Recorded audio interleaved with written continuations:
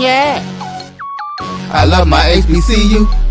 And boy, I love it, love it. I love it, love it. I love my HBCU. And man, I hope my team they won one. Yeah. I hope my team they won one. Yeah. Man. I hope my team they won one. I hope my team they won one. Yeah. I tune into the HBCU Sports Lab to see if my team won or lost. If they lost, I'm quiet as a mouse. But if they won, keep tab. I'ma do the dab, yeah.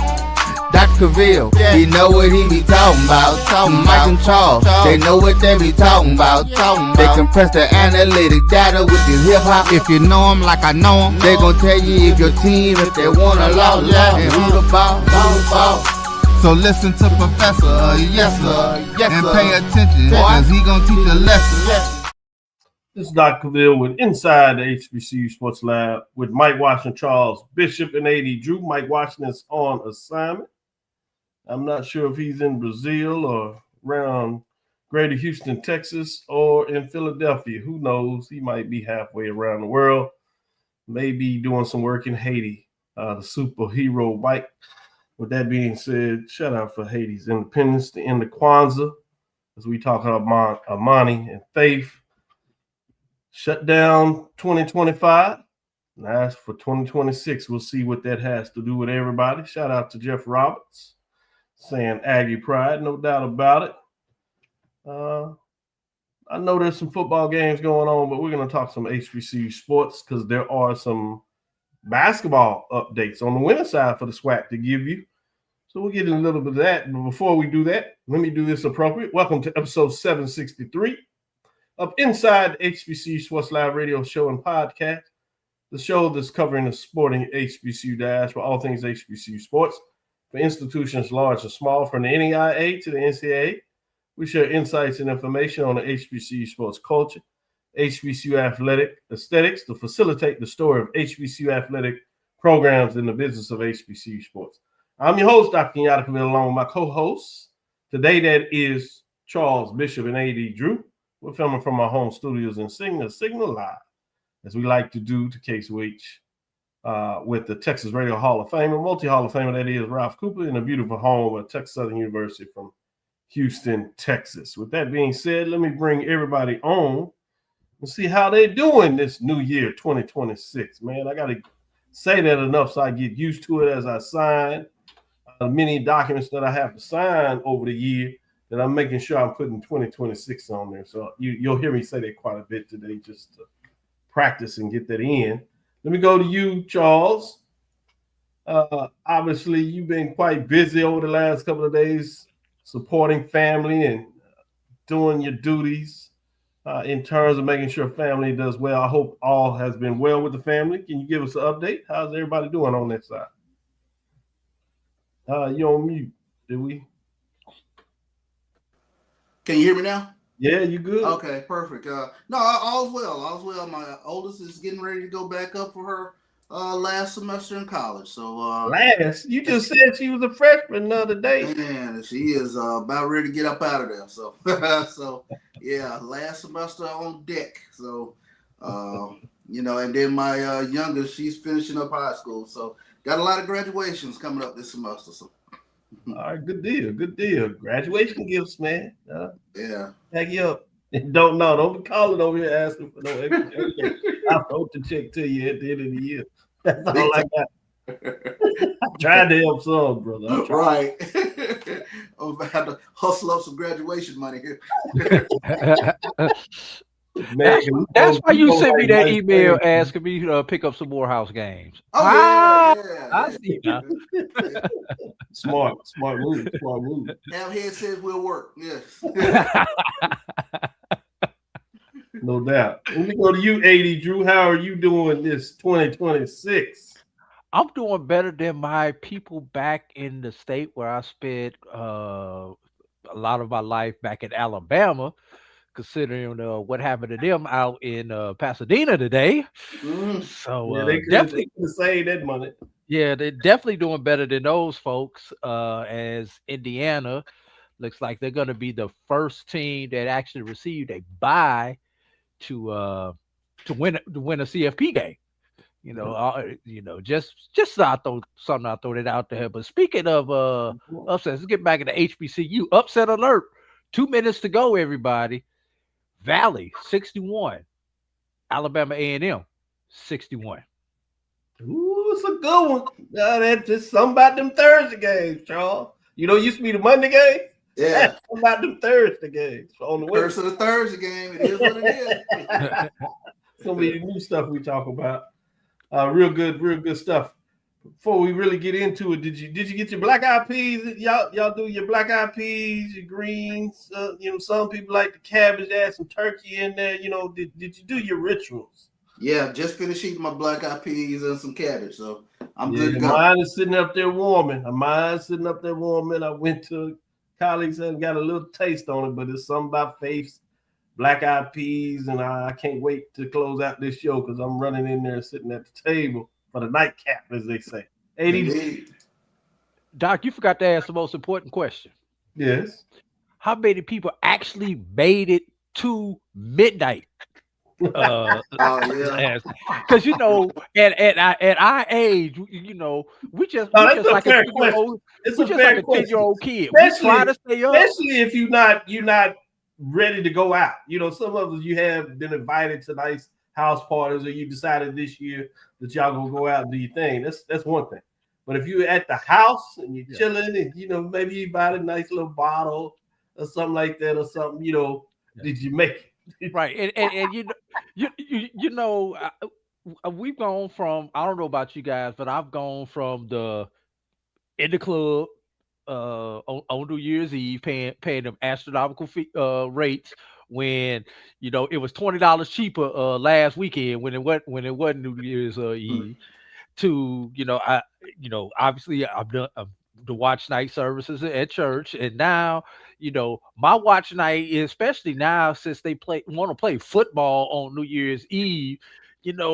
Some of these games get done so late, you just don't even feel like going out. And Lord Jesus, you always have to remember, we love shooting our guns for New Year's Eve, but something about gravity makes me think, okay, maybe I need to save my butt in the house, because what goes up has got to come down. Yeah, I'm good with that. I'm with you. I'm good with that. You see, representing my HBCU as we come in the year, we're gonna do it right. I put on my HBCU lab. Then I got my actively black, historically black college and university. So shout out to the folks over there. I see you got your black on, AD with your Morehouse. Charles is bringing in right HBCU Sports Lab gear. Appreciate you as we put in the work. It's another year now. We starting off, and it's always intriguing when we get into this a little bit, because the academic year is always split literally between the calendar year. So while a lot of folks will be talking about they're starting over, in fact, if you're on the athletic side of things and covering it, or in like AD where you actually are immersed in it, you're like at the midway point. It kind of throws you off to know which way to say it. We're talking, splitting the year. Are we into the year, starting the year? We'll see what that means. So let's get into it and get some updates, see what's going on as things kind of closed out the year. What are some of the things that you are on your mind, Charles, in terms of closing out last year, or even maybe some news to start out the year? What do you got? Yeah, I missed Tuesday. Doing play-by-play with Texas Southern basketball game, but congratulations. I had some good ones in terms of top 10. Appreciate that. Man, it was a great show, because you could tell when people got back to talk about it, they couldn't wait because they had forgot something, or they had quickly recalled something, or some of them was so into their divisional work or into their particular institution that they had forgot a game that was that exciting, and somehow they missed it. And so great talk. Hey, we couldn't have it, but duty calls, work calls, so you had to get there. But we made sure that your presence was here. But yeah, that was a pretty intriguing show to get the videos and all that out there. The other thing that was intriguing about it is you had the ups and downs, whether it was Wilton, Jackson State with the big win over Alabama State, then the tough loss, if you would, to Prairie View. Prairie View with the big win over Jackson State, but then the tough loss South Carolina. Yeah. South Carolina State. So you had literally people's feelings up and down. You could feel it. Everybody stayed professional, except for Mike. When he got to the end, he said, "Man, I can't take it no more." That was not the right call. So we got him quoted on that. That will go down in history. But good stuff. Everybody did a great job. But in addition to that, what else do you have that you want to share a little bit as we move into it? Let's take a look at the MEAC because they announced their weekly women's basketball honors as North Carolina Central forward Anaya Finger was named the MEAC Conference Player of the Week. Coppin State guard Kylie Gary Grayson was named the Rookie of the Week, while fellow Eagle Shania Gamble, she earned the Defensive Player of the Week honors. Let's take a look at Anaya Finger. She, forward, 5'11", scored 17 points with 4 steals and 1 block in a steal against North Carolina Central and then matchup against number 8 Oklahoma. Gary Grayson, she tallied 16 points, 2 steals, and 2 rebounds in their game against George Washington. And the Rookie of the Week, Shania Gamble, she registered 8 rebounds, 4 steals, and 1 block in their loss, in Coppin State's loss to George Washington. So those were your MEAC women's basketball honors. Shout out to the MEAC women's basketball honors. Eddie Drew, let me go to you. What's your thoughts? What you want to get into? Just quick update. 64-63 A&M with 36 seconds to go.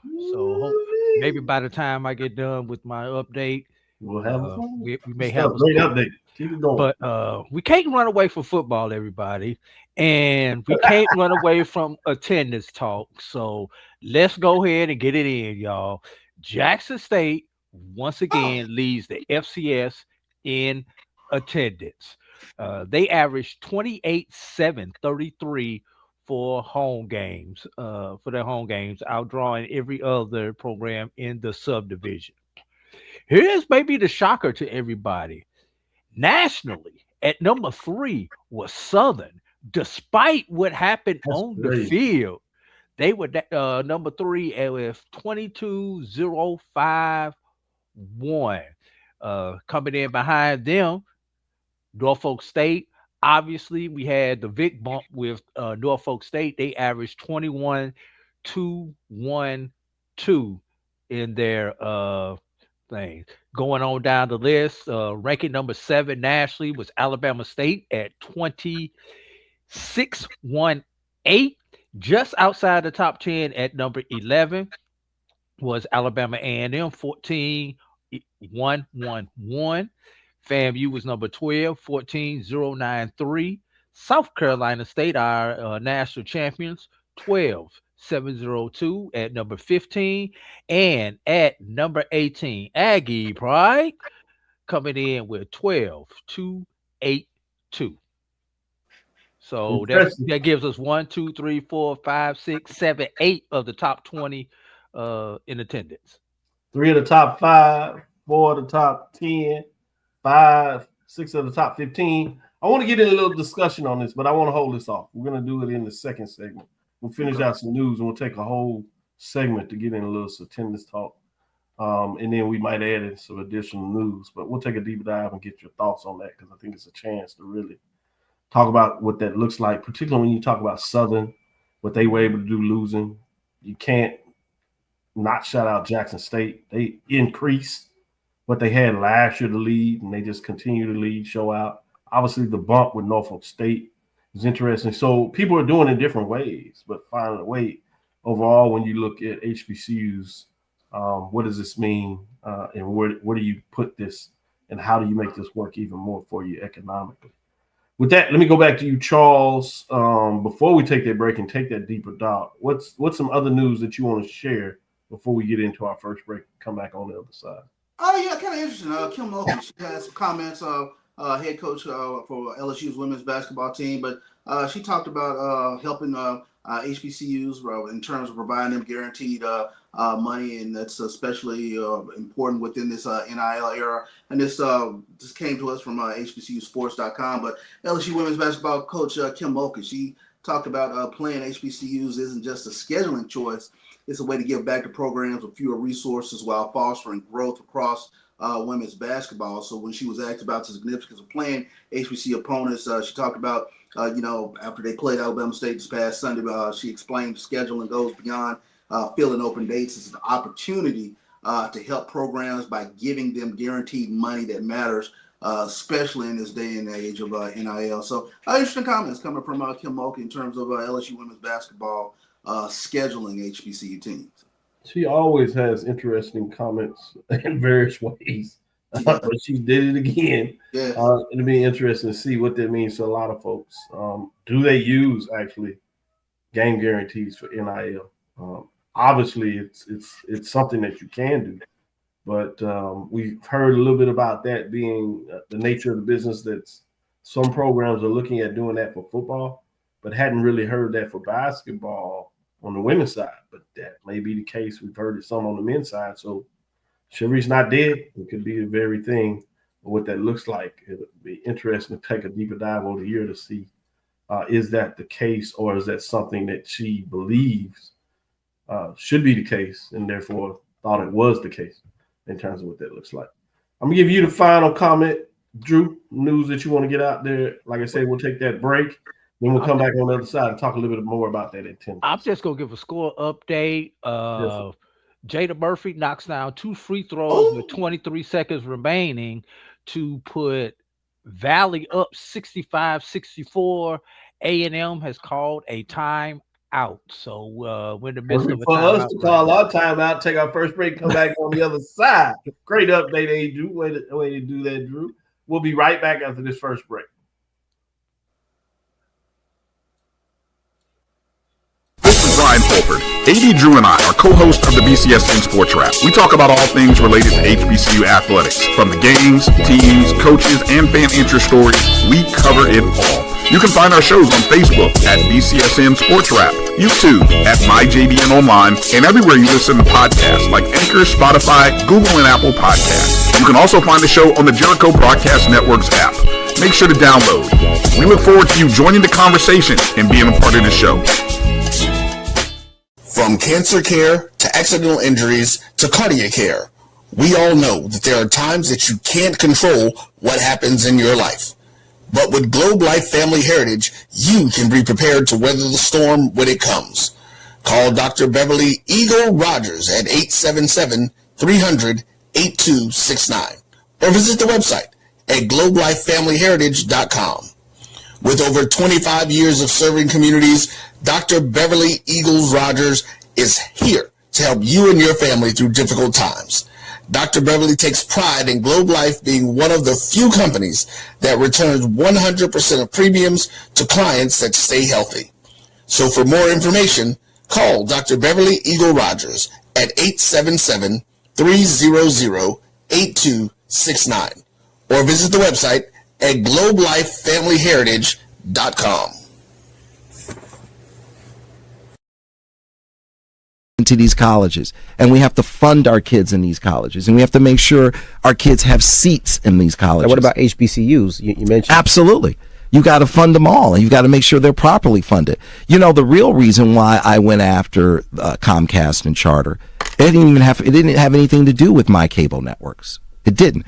What happened was a gentleman wanted to do the Black College Sports Network in partnership with the HBCUs. And Comcast did not accept it. And that would have made a lot of money for these black colleges. Absolutely. And it would have educated the Black College Sports Network. This is what he wanted to do. That would have educated a lot of black kids. And when they didn't do that, that's when I came off the bench and said, okay, I'm going to light you up like a Christmas tree. Okay. That was the real reason why I got into it, was when I saw what happened with the Black College Sports Network, which I don't own. I just knew. Why didn't you buy it? I just knew. I just knew that these black. I like that talk. All right. I knew that these black colleges were going to benefit, and these black kids were going to get the education that they deserved and not have to pay. There's a shot. To right. It could be. Right field. Grand slam. What a shot. That's how you get hot, young fella. Thank you guys for what you do for HBCU athletics. This is a fantastic avenue for all of us. This is our ESPN, so we love what you guys do, all you guys at BCSN. We really appreciate what it is that you guys do for us. For over 30 years, HBCU Image has been more than just an apparel store. We've been a movement, a statement, a legacy. We celebrate the pride, the purpose, and the culture that make historically black colleges and universities legendary. HBCU Image, a Kenny T's company. Compress the analytic data with your hip hop. If you know them like I know them, they gon' tell you if your team, if they wanna lose, and who the ball. So listen to Professor, yes sir, and pay attention, cause he gon' teach a lesson. This is Dr. Cavil. We're inside the HBC Sports Lab with Mike Watch, Charles Bishop. We have AD Drew giving us updates. You got one, AD Drew? You want to give us an update? Or Charles? Let's see if I can keep you up to date. Okay. A&M was in a timeout. Let's see. Janiyah Murphy hit the free throws, put them up 1. Rakia Bell goes 1 for 2 from the line for Alabama A&M to tie the score at 65. Valley calls a timeout. Jada Murphy from Valley misses a layup coming out of the timeout. Anaya Palmer gets a rebound and then turns it over. Janiyah Jones gets the steal. Ariel Jefferson misses a float jump shot. We are in overtime, I do believe. Yes, we are in overtime. Free swag basketball on the website. Love it. Throughout the show. Great updates. Good deal. Charles just tickled to death since you so tickled. We're going to refocus you and get you back to the attendance that you wanted to give some comments on. Let me give an update for those that didn't catch it, or if they did, to kind of provide a synopsis. Jackson State, number 1 overall, 28,733. Shouldn't surprise most people in terms of what their schedule looked like this year, what they've always done. But the big thing is, it's fascinating that they were able to increase their numbers. I think they had over 27,000 leading the country last year and jumped up to 28,000. So some good percentage jump to continue to grow. Surprise for a lot of folks, Southern Jaguars, not because they're in the top. They were at number 3, but the fact when you look at their season, they still had 22,051 fans. Then you had Norfolk State Spartans, which was fascinating, with 21,212. Number 5, Alabama State, 20,618. Great season. Number 7, from 20,000, with 4 programs over 20,000. And you get 2 at 14. That's Alabama Bulldogs. Excuse me, Doc. I don't know if it's me or Doc Buffering. There with the string going in and out. But let me go to you, Charles, and we'll start working on that. What were your thoughts that you wanted to get out? I think that's really significant, especially when you take a look at Southern having a down year, Norfolk State having a down year, but the fan fervor still being in place. And, it tells me that, more than anything, being at the Southern football game or being at the Norfolk State football game, that's a cultural event. That is the place to be. And I think that's significant. I think that's one of the things that you've seen, especially with Jackson State over the course of years, even when Jackson State had down years, especially from, 2015 through 2020, I should say. But it was still a cultural gathering place. So I thought that's really significant, especially now that you have Marshall Faulk coming into the program at Southern.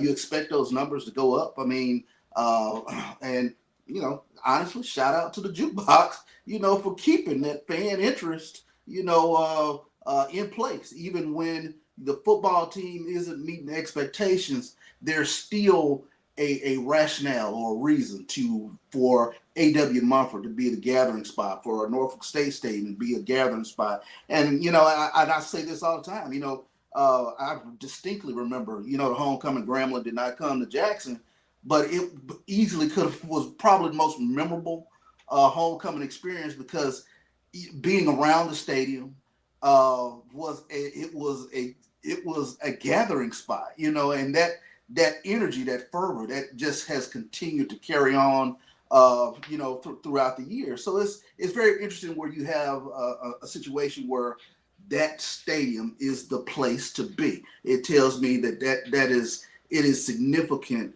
to meet your friends, to meet your frat, to whatever the case might be. But it's the cultural gathering ground. Good stuff. Drew, I want to ask you from this perspective. When you have the variety of attendance, the factor is you had HBCUs at top 25, 3 in the top 5, really significant 4 in the top 10 when you talk about that, and then 7 in the top 15. It's a little more than half, almost when you chronologically break it down in those parts, and 8 in the top 20. Pretty significant, really, when you look at it. But what does that mean when you look at the variability? I mean, you have Jackson State that had a great season, looking to do back-to-back championships, and they made it all the way to the SWAC championship game, but you had Southern down. Norfolk State, yes, you got Vic, but still with a tough season, only 1 win. Alabama State, though, had one of the greatest seasons, and they're there, but Alabama A&M fell on hard times in terms of injuries. FAMU, hard times. And then you have South Carolina State that won it all. Not bad, but, in a lot of ways, blue blood program, only 12,000 fans. That makes me hesitate a little bit in terms of where they are. They usually a little greater than that, but certainly with the type of season they were having. And then you have A&T that was off the map. So you got like half the teams that did well, more than really half the teams that didn't do well, still had some pretty good significant attendance. Charles looked at it one way. What is it telling you from that perspective? What it's telling me is a couple of things, especially when you go inside the numbers.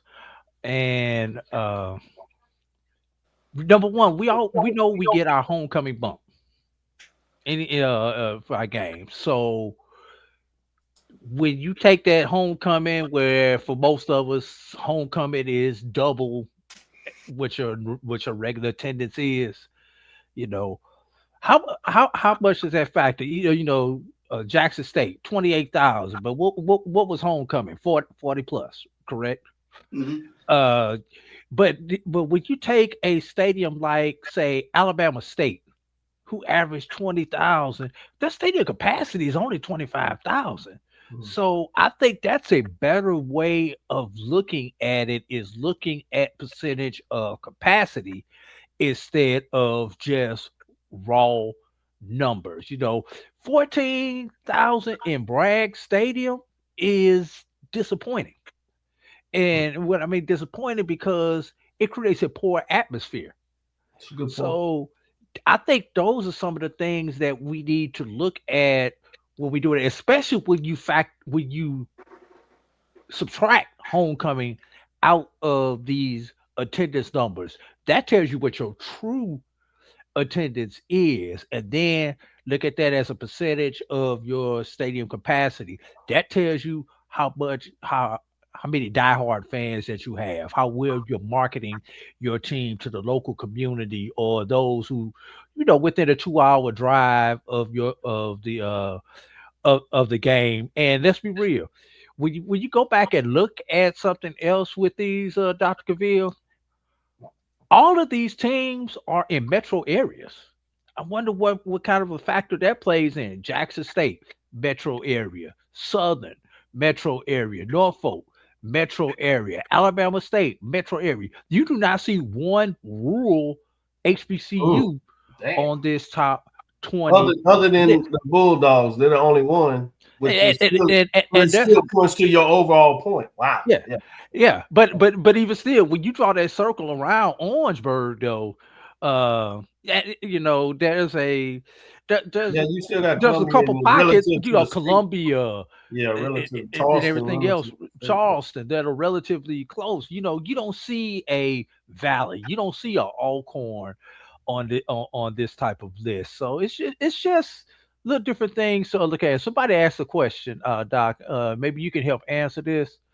Uh, do classics count as a part of these attendance for we've got Magic City Classic, we've got Bayou Classic. Those are two of the big ones, and we know we've got the Florida Classic. Those are probably the three big neutral site classics. Do you have a Yeah, I definitive have an answer on answer to that? that. Really, that's a good question. I'm glad you pointed out and brought it back up. Classic games, the NCAA allows each team to have what they call a secondary home facility. So for like Grambling, they would have a challenge because they can only claim either the Bayou Classic or the State Fair Classic as their second home. And when they're the home team, they could count that in their home attendance. But they can only do one.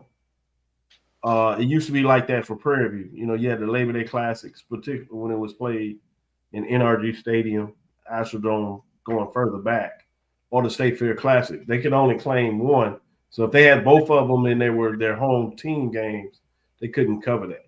So you can't claim all the classics, but if you're the home team and you call that your secondary home stadium, then you can count it in your attendance. So it's optional. Some teams do and some teams don't. And that was the rule. Obviously, those rules are updated and changed. So good question there in terms of what it means for attendance. And then some attendance, they ask you to report tickets that are taken from in there versus not necessarily folks that come into the stadium. Why would you not claim it? Huh? Why would you not claim it? Why would you not claim that attendance? I don't know. Oh, It's a choice. They don't have to. Yeah. It's depending on what they want to do. Some people just want a true home attendance number about their home Ticket state sales. and sales. And so for them, it's more of a reporting mechanism. But it's an option. It's a choice. And some people like to do it and some folks don't in terms of that. The other thing that I think this is interesting when you bring it up, as you talk about a percentage, this also gives me some pause. While it still is great for HBCUs, but it also gives you a framework for FCS football in general, in terms of where those numbers are compared to other football and what is that doing at that level when you start doing that comparison. Percentage of the gate in terms of the popularity. Attendance is going up slightly over a couple of years. We'll need to measure that overall when all the data comes out. What does it mean for this year? You have the economy that played a role that I'm not sure people are considering. So those are some things that you're going to have to measure.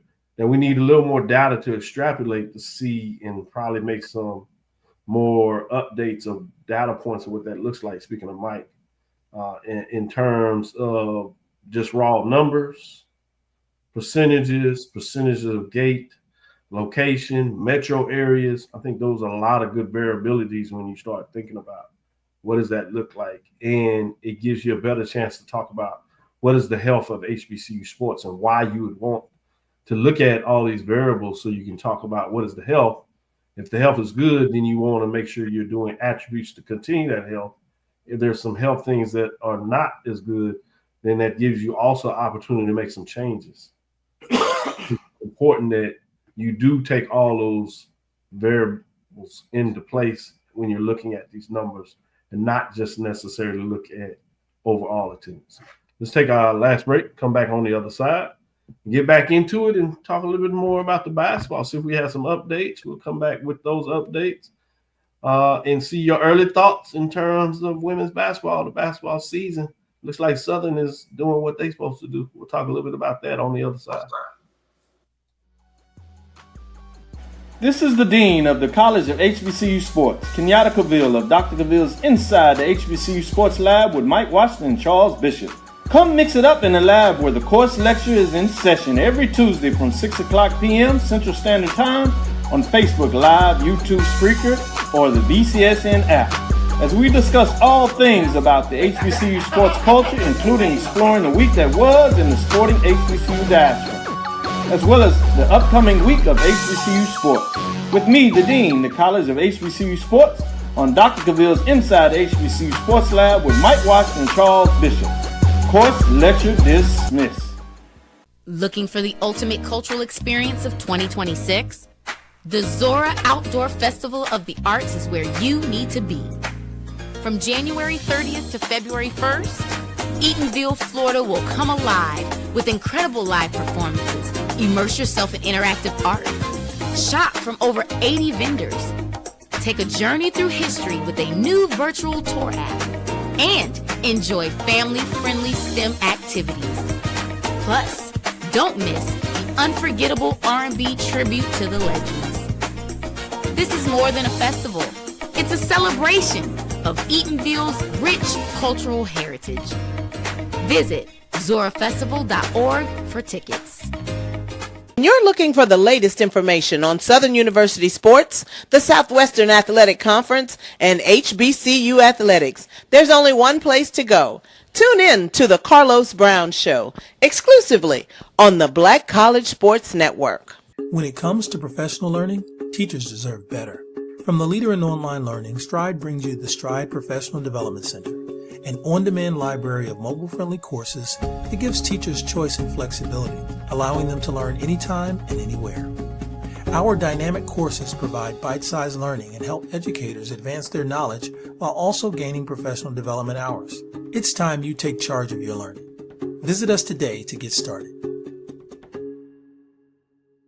It's never too early to plant the seed, to share the tradition, and instill a sense of pride in your HBCU with your little ones. HBCU Pride and Joy Children's Boutique helps you share your school spirit with a wide selection of adorable kids apparel and accessories officially licensed from your favorite HBCU. Visit hbcupridejoy.com and follow us on all social media at HBCU Pride Joy on Facebook and Twitter. For over 30 years, HBCU Image has been more than just an apparel store. We've been a movement, a statement, a legacy. We celebrate the pride, the purpose, and the culture that make historically black colleges and universities legendary. HBCU Image, a Kenny T's company. Compress the analytic data with your hip hop. If you know them like I know them, they gon' tell you if your team, if they wanna lose, and who the ball. So listen to Professor, yes sir, and pay attention, cause he gon' teach a lesson. Update from Itabena, Mississippi, 72 all with 19 seconds remaining in overtime. They don't want this game to be over. They trying to catch up with the full overtime. Freaking celebration mode, I tell you. This is Dr. Bill inside the HBCU Sports Lab. You just heard AD with the update. You see Charles over there smiling with his little crooked smile. On his mind. We do have the game being played on SWAC TV. So you can watch that as you listen to us. That is Texas Southern leading early in that matchup, 9-6 with 5:30 left in the first quarter. Gave you an update earlier that Southern defeated Prairie View 70-55. Charles, give me your other thoughts as you kind of got a glimpse at that game. You heard Carlos excited about basketball season. Asked me whether we watch it. I'm like, yeah, I'm watching. But I'm more interested in what will happen on Saturday with the men. This is not a surprise, but new debut of a coach for Prairie View A&M University. So fascinating from that perspective. Oh, playing good at some times. But it sounds like we have an update with the eyes. Go ahead, Charles. Valley just went up 74-72 with 4 seconds left. So They just added a second, Charles. They just made it 5 seconds. okay. But I mean, it dovetails literally into what we're talking about because I have to give it a couple of weeks to kind of see who's out there and see who's doing what because just with the out of conference schedule, it is so hard to really get a good feel on who these teams are. I mean, obviously we've seen Southern and what they're doing. Southern, traditionally they stay in the mix in terms of women's basketball. But you could not have told me today that a 1-10, Valley team was going to go heads up like this with Alabama A&M. So after I get like a couple of weekends in, and I know who Ariel Jefferson is, and I know who Jada Murphy is, I get sort of a feel for, okay, here's what we got going for the upcoming season. Game has gone final. Go ahead. Game has gone final. Valley 74. A&M 72. I'm sorry, Doc. Upset alert. Provides the final upset, at least according to records early on in the season. That game was played where? Itabena, yeah. Always tough to go down to Itabena, as you know. Tough road loss. I thought had an interesting question by Israel on there talking about, is it possible to get like bi-monthly or monthly like update coaching requests? I do think that's something that is intriguing.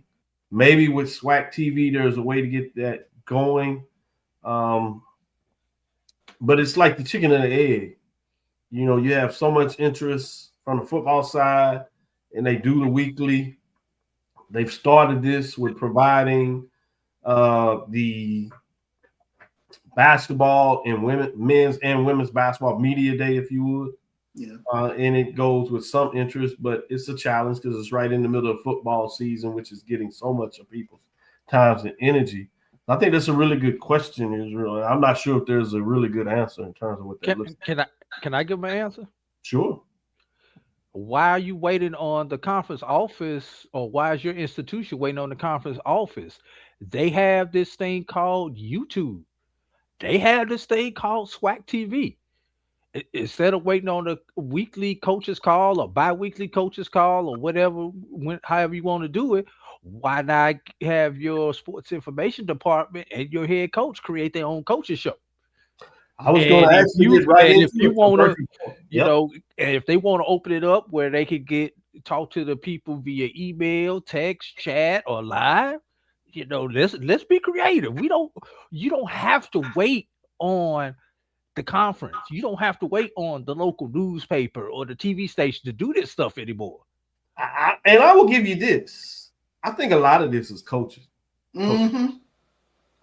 I mean, I want to be upfront of this, and much as I appreciate my coaches and I don't beat them up too bad, but while there are some coaches that are pushing this up for this, and you see those institutions doing a little bit about this, they ask those questions.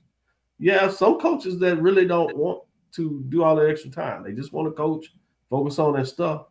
So I think that's one reason why you're right, Drew, that it should be focused institutionally. And those alums that want it should be asking their institution and AD specific coaches, about it.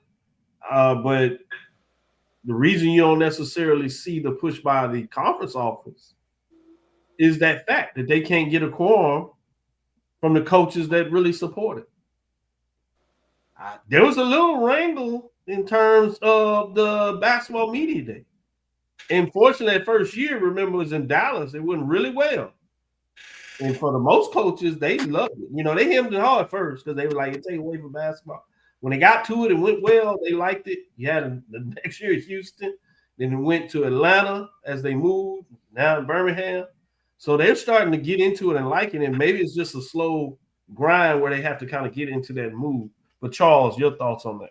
And how hard is it for coaches, especially with the out of conference schedule, to kind of talk about, you take a 40-point beating. I'm sure, that becomes a very difficult thing to kind of navigate, in terms of what it is they're doing right, what it is they're doing wrong. So, and then, if you can just kind of stay under the radar from football season until you can get to conference play, maybe it makes it easier. But I'm all for wanting to know more about what's happening with my basketball. No, I think that's an excellent point, Charles. And one of the reasons we don't bring out our poll ranking, that is a brand and a very strategic strategy for me to wait until we release our first poll, because I want to get into conference games and get, in the conference game, you're going to at least get one team win and some others. So you tend to balance off what you could have with some teams in the non-conference schedule. But still, the question is won't you do it during conference season? You're right. You may not do it during non-conference. The interest may not be there, and you add on the difficulty of, half the leagues will do it kindly. Half the leagues at the Division I level, let's say that, independent, MEAC, SWAC, whatever, are playing these significant, challenging schedules, with the other half maybe doing a little better balance, which could fluctuate, your win-loss totals. Which gets back to that question in terms of how you do your scheduling, how much is pushed for money versus how much is understanding what it does to your brand ability about marketing your program. Can I throw my 2 cents in on this? Yeah. Please. Okay, let's play devil's advocate. Let's say we do this during SWAC play only. Mm-hmm. With the schedule expanding 3 days now between the men and the women. When do you do this? Where you're going to get media attention? You got to think you've only got 2 days, really, that you play Tuesday and Wednesday, and Tuesday, you've got a men's coach. To your point, I think that is the question: is when do you do it and what time do you do it to maximize interest for folks to do you? And you're talking about local media, as well as what I'm gonna call now the new media, right? I.e., online media. Where do you put the mix? You know that it works in terms of football season. Some people practice early, some work as late. You have your Monday, things kick off, you do it. Basketball, you have some games on Monday, so you can't do Monday. I mean, you got your men's schedule on Monday. You have basketball games on 80% of the time, except for those rival weeks. Right. So you can't do Mondays. So you can't do Monday. You got Tuesday. But if you're talking about the men's coach on Monday, you've got half of your men's coaches who are coming off of the road from the Monday game, and Tuesday is probably their players' day off. Just on GP. Women would be fine on Tuesday. Wednesday, you got women's teams who are getting on the road to go to the next. To your point in there, Drew, I wanted to jump in there which is another question. Do you have to have them where you're doing them both on the same day? Well, that's one good question. My question is, can you get the members of the media to come to the space twice? Right. Yeah. That's why you may need to put them all together and do it as one, because it's tough enough to get them to show up just on GP, but now you ask for them to show up twice. It's tough for us as media members to get on both the MEAC and the SWAC call, just because most of us do have another profession that we do. Because they're only an hour apart, so you're bleeding into one of them regardless. Right. You're absolutely right. And this is our second profession for most of us. Right. So and even if you're talking about the local media, now you're talking about how do you schedule to make sure that you're scheduling within their time frame. Obviously, they have the morning news updates they do. They have the afternoon news, and you have evening. And oftentimes you have shifts between the folks that provide that information. But you need to be thinking about it. You don't want to schedule it when they're doing a broadcast. That's not going to work either. So I think all these variables are what you're putting in there, that it becomes a little more challenging what that looks like. And then you got the final thing to put in there before we take a last break and come back and talk a little bit more about this basketball as we get into it, about what's next, is who has the layout in terms of what that looks like. Because one of the things I would like to see continue to be improved is, do you do it in a studio for your coaches? Do you do a studio show, or are they just doing it in their office? What is the background? What does that look like? Which means you're putting a lot of work on your sports information director, which is already full in terms already of full, right? Right? No, I got you, Drew. I got your back. I'm gonna put that up in terms of what that looks like. So my point is, there are a lot of confounding variables, and I'm not saying that you shouldn't get done, but it's going to be hard to have it holistically for everybody. To do it, if they do it the same way. I would be happy. Can we start off with something simple and achievable, everybody? Can we start off with either a post-game interview on the SWAC on SWAC TV, Or just a quick post game presser. Can we start off with something that's achievable before we move into the press conference? Let's get the low hanging fruit, y'all. I agree. But I think now that you have SWAC TV, these questions, these opportunities for sure are going to start to become more important, and folks are going to have to look at it. And the more that you're creative and the more that you can push that, particularly for those programs that are having some success, you want to take advantage of the success. You know, Grambling on the men's side, they're hot right now. Who doesn't want to listen to what they got to say? Alabama A&M. You know, Alabama State after coming off a championship, right? Jackson State, just because they have a lot of interest in terms of what they're doing, right? Southern has been successful men's and women's basketball for a minute. So at least half your league, there's some significance. So those programs certainly better look at. Let's take our last break. As we do that, we'll come back on the other side. We'll give you a quick update. We're winding down in the first quarter in Grambling. With Grambling now taking the lead, they're up 11-10 with 1:53 left. We just gave you the final with Valley in terms of getting it done against Alabama A&M, 74-72 at home. That was in overtime. Earlier score was Southern over Prairie View, 7-55. And we do have an update also in Pine Bluff, I should say, as that game is tied between the Hornets and the Golden Lions, 24-24, 1:26 left. And that is going into the second quarter or halftime. We'll be right back after our last break, tie some things up as it's time to get into basketball, the hardwood court. We'll see who's going to find a way to go dancing this year. That being said, we'll be right back after this break. For over 30 years, HBCU Image has been more than just an apparel store. We've been a movement, a statement, a legacy. We celebrate the pride, the purpose, and the culture that make historically black colleges and universities legendary. Whether you're a student or a lifelong supporter, our gear lets you wear your HBCU story with confidence and style. Because when you wear HBCU Image, you're not just wearing clothes. You're wearing culture. You're wearing pride. You're wearing purpose. HBCU Image, a Kenny T's company. From cancer care to accidental injuries to cardiac care, we all know that there are times that you can't control what happens in your life. But with Globe Life Family Heritage, you can be prepared to weather the storm when it comes. Call Dr. Beverly Eagle Rogers at 877-300-8269 or visit the website at globelifefamilyheritage.com.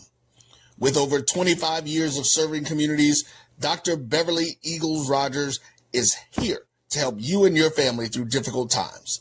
Dr. Beverly takes pride in Globe Life being one of the few companies that returns 100% of premiums to clients that stay healthy. So for more information, call Dr. Beverly Eagle Rogers at 877-300-8269 or visit the website at globelifefamilyheritage.com. Are you hungry for authentic Caribbean food like jerk chicken, oxtail, red snapper, shrimp, tofu, and rasta pasta? Well, find your way over to Mango's Caribbean Restaurant, 180 Auburn Avenue, right next to Royal Peacock in downtown Atlanta. Them belly full, but we hungry. Mango's Caribbean Restaurant, open daily from 11 a.m. to 10 p.m. And on Friday and Saturday, we're open till 4 a.m. Come to Mango's and put some spice in your life. So we've got a good thing going. Mango's Caribbean Restaurant, 180 Auburn Avenue, right next to Royal Peacock in downtown Atlanta. For more info or directions, call 404-698-3992 or log on to mangoscaribbeanrestaurant.com. For instant coupons, text MANGOS to 313131. Tell your mama hungry, papa hungry, brother hungry. Mango's Caribbean Restaurant, authentic Caribbean cuisines. Open up the door, tell your mama hungry. It's the 37th annual Zora Festival. It's in Edenville, Florida, Saturday, January 31st and February the 1st. On Saturday, the all-white party tribute to Frankie Beverly with May's guitarist Jubu. Bread, Sunset, and Taisha Williams. And on Sunday, the Line Dance Party Live with Jeter Jones. Mike Clark Jr. and Boss Lady Coco. Tickets available at zorafestival.org. When you're looking for the latest information on Southern University sports, the Southwestern Athletic Conference, and HBCU athletics, there's only one place to go. Tune in to the Carlos Brown Show, exclusively on the Black College Sports Network. Compress the analytic data with your hip hop. If you know them like I know them, they gon' tell you if your team, if they want a law, and who the ball. So listen to Professor, yes sir, and pay attention, cause he gonna teach a lesson. This is Dr. Cavil inside the HBCU Sports Lab. Let's get back into some talk, as you got some commercial breaks with that Grambling TSU game. Keeping your eyes on that, obviously, see what's going on. It's a pretty good one. We don't get the Magic or Alcorn State, Jackson State game until obviously on Saturday in terms of what that looks like. Fascinating to get in that talk. But I wanted to get some thoughts on this, since I have you all providing some data points and dialogue. Let's get back into a little bit of consternation or thought process that people had about naming rights. Where are you with the naming rights for stadium, facilities, locker rooms? And I bring this up not to say that I think it's maybe overdone and some teams may be at a position, but naming rights as somebody that teach facility managements are really for big organizations, big programs that really can get out there. And there's still some research out there that has said that this has slowed down in a lot of ways because corporations have not necessarily felt that they've gotten the bang for the buck. There's still some folks that like the image. If you're doing well, that you may do it not necessarily to get a direct bump, but the fact that you continue to put your brand out there in the front place, and there's some value for that. But what does that look like? But you had Southern University's board chair that was on Carlos Brown's show this past Saturday, where he was on his ranch. I thought that was fascinating, sharing some love out there. And it came up about the fact about naming rights. And anybody that has been following this for a while understands that Southern Stadium is named after a famous coach that did a lot of winning early on as that program was building, which is Mumford. It's called Mumford Stadium. Some of the Jackson fans have nicknamed it something else, but and other folks know that, but I won't get into that.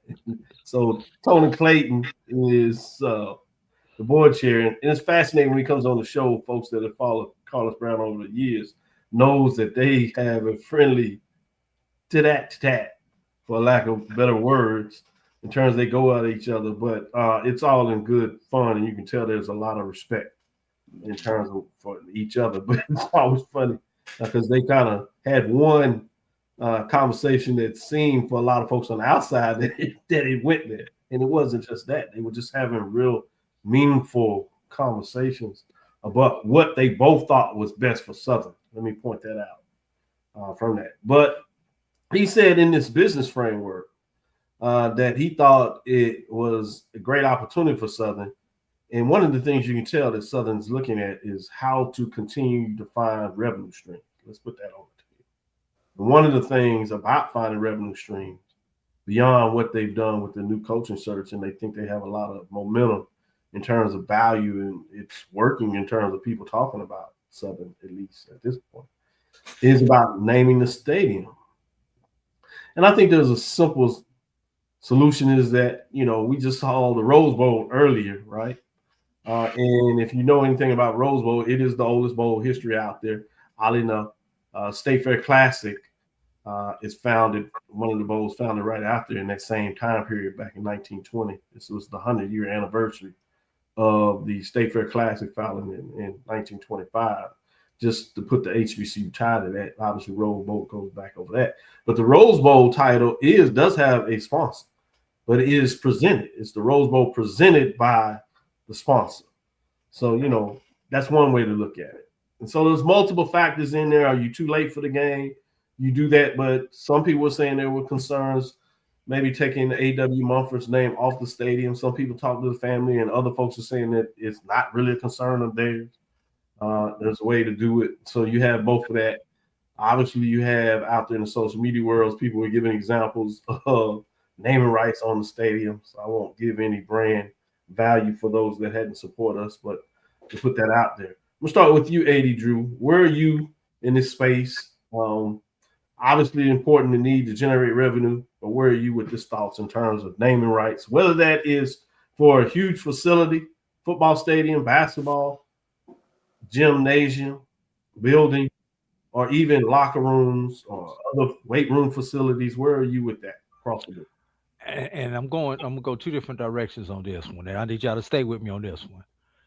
Who knows the name of the stadium where the Pittsburgh Steelers plays? TD Bank, something? I don't know.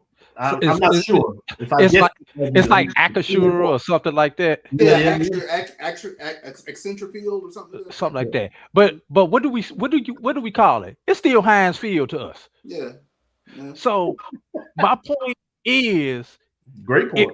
If you're not first out the gate on that facility, you know you can't train people for that to come out of your mouth. You know how many of these still talk about, for example, the baseball field here, they still call it Minute Maid Park. Still call it Minute Maid. And before that, it was what, Enron. Yeah, you know, I know that's a bad name, but that was because it was such negativity. But it probably would be called that if it wasn't the negativity. Right. But my point is, if we're going to sell the names, it needs to be on a new bill. We don't need to sell the naming right on an existing building, because the corporations that you're talking about, they don't get their value because you, I, and everybody else, we still call it by whatever it used to be called. So I think that's part of that that brand value. But Dr. Cavil, Charles, there is so much space on our campuses that we could be selling and we could be maximizing. You know, we got all the. Are we really maximizing our tailgating areas? Are we really maximizing, you know, different things, different activations on the field? You know, in our arenas and different things like that. There's so much other stuff we could do. Yeah, I would love to get the big A check with a couple of commas in it. You and I both. But let's think back to how Barack Obama became the 44th president. $5 at a time. Sometimes you gotta take these nickels and dimes and quarters till they add up to be dollars. We looking to hit that home run with some of these sponsorships, everybody. Sometimes all we gotta do is lay down a perfect bunt. And whether we laid out a bunt in school or we hit a home run, long as we come across it's still a run.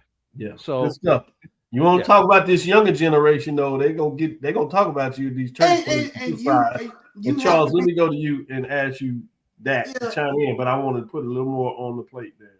I don't know. You have to be careful about not alienating the fan base. I think that's one thing that I got an opportunity to kind of see up close, especially when Prime was at Jackson State, and you had sort of the Memphis influence with regards to what's my rapper's name from Memphis? I'm just having a brain cloud on that right now, but. You know that no, it wasn't. No, it was Young Doc with regards to the influence of Paper Route Empire that they had in regards to what they were doing there, and that turned some people, you know, the wrong way to not get the true, you know, Jackson State experience. Why isn't such and such? You know, part of this, you know, that sort of thing. So it's sort of a weird fine line to want the corporate sponsorship and you start getting some of that, you know, involved into what it is you're doing, and then all of a sudden it alienates the fan base that's been coming for years. So I've said for a long time that our biggest strength is also our biggest weakness sometimes, because, you know, we do value tradition. We do value that. That is huge value. But it when it bumps up against progress, you know, people get really iffy on it. So I don't know where the right balance is. I mean, you would think that the right balance is, you know, Raising Cane stadiums at A.W. Mumford Field, but you're going to have pushback. You're absolutely going to have pushback. So I don't know exactly how to, you know, put my hands on what the right balance is between both.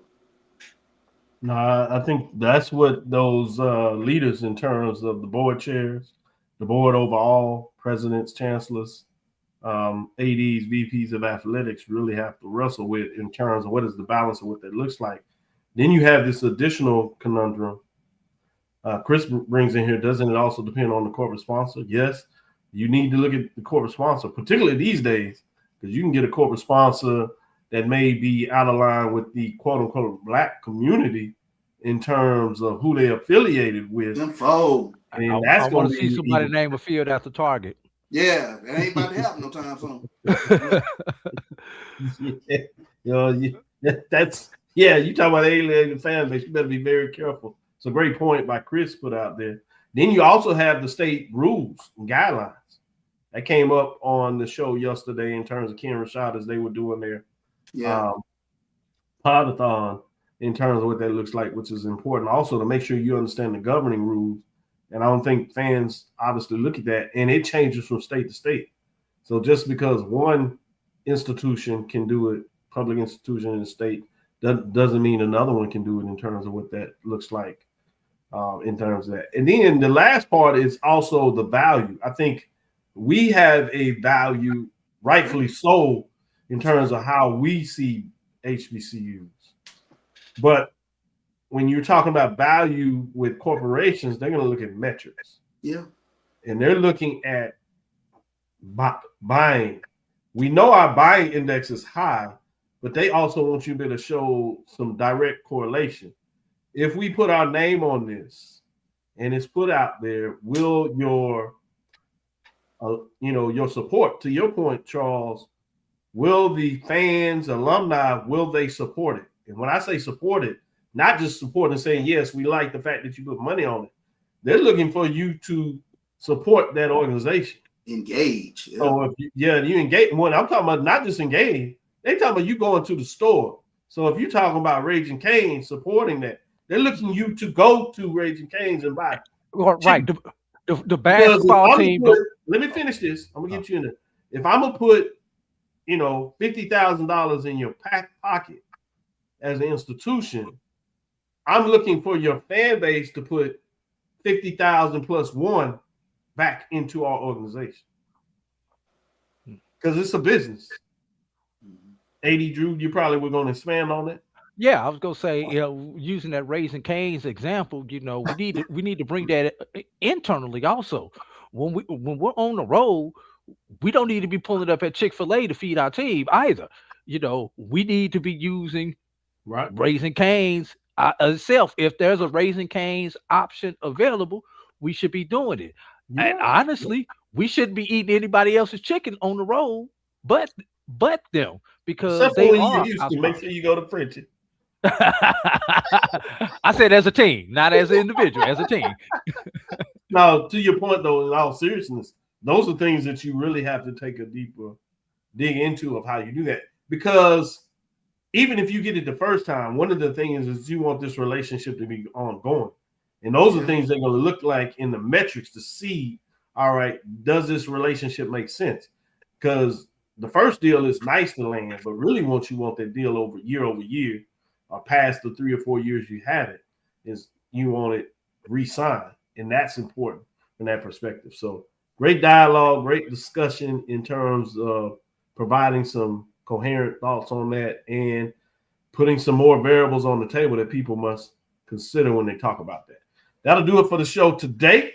Before we do that, it makes sense when you go out of here with Texas Southern and Grambling. They're tied at 25 apiece as they get things going, closing out that matchup there in that first half, giving you an update in terms of halftime at Alabama State and UAPB. That's also tied.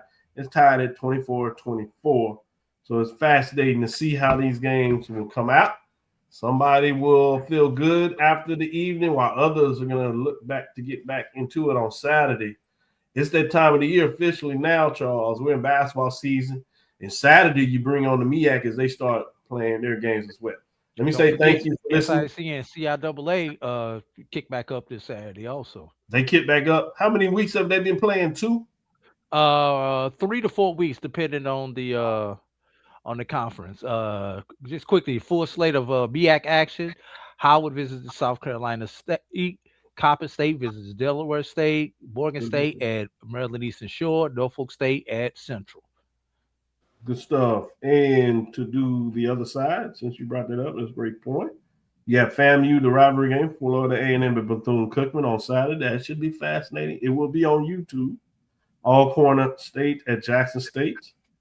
Another rivalry game should be fascinating. Prairie View at Grambling on Saturday. Texas Southern at Southern. Alabama State at Mississippi Valley State. And Alabama A&M at Arkansas Pine Bluff UAPB. Thank you for listening to Inside the HBCU Sports Lab. Make sure you share your podcast with your friends and colleagues. I am Dr. Kenyatta Cavil, the Dean of HBCU Sports, come from inside the lab in the College of HBCU Sports with Mike Washington, Charles Bishop. I want to say thank you to AD. Again, we want to say thank you for listening to Dr. Cavil's Inside the HBCU Sports Lab with Mike Washington, Charles Bishop every Tuesday and Thursday. I want to say Happy New Year. It's a new year, 2026. We look forward to next week as we discuss the latest in the lab. Follow me, Dr. Kenyatta Cavil. That's DrKenyattaCavil. That's Threads, Facebook, and Instagram. Inside the HBCU Sports Lab 1 on Facebook. Inside the HBCU Sports Lab on YouTube. Dream big. Continue to move forward. It's time for me to get in here and get some of my black eyed peas. Greens, Charles. With that being said, all the lab listeners, we'll talk with you soon. Charles? Of course. AD? Lecture. Dismiss.